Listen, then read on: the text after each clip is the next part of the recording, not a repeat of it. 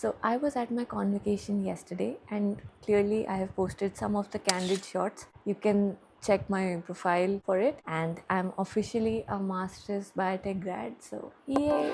But this event triggered a lot of emotions and a walk down the memory lane from where it all started and what all I learned during this whole process of getting here.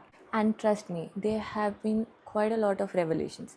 Some worrisome, but most of them were quite encouraging. Biotech has gained a lot of popularity in the past 6 to 7 years, and I have witnessed it myself. I was in a batch of 38, 39 people, which has increased drastically to around 50 or even 60 in some colleges. So that's honestly a lot of people trying to do biotech, which might make this whole degree a bit more generic than being specialized one as it was. So that is quite a worry.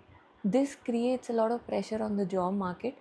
You can view it as millions of people applying to a job and 10 to 20 positions only. I mean, I have seen it myself on LinkedIn or Indeed or any such job postings.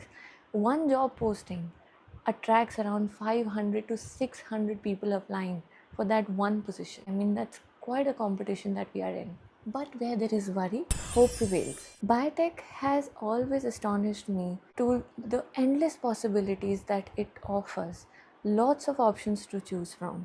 You can be anything, literally. Like you can be a scientist, you can be a teacher, you can be a professor. You can go into entrepreneurship, policymakers, researcher in a R&D setting, or you can be social media manager. Teach people about science, about biology, like I'm doing.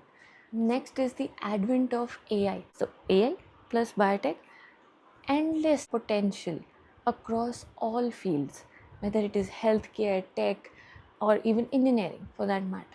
Everywhere AI and biotech can be applied. For instance, you need to understand and how a drug will affect a protein. So earlier it used to take 6 to 7 years even to understand the whole interaction process, but now it takes only an hour or two.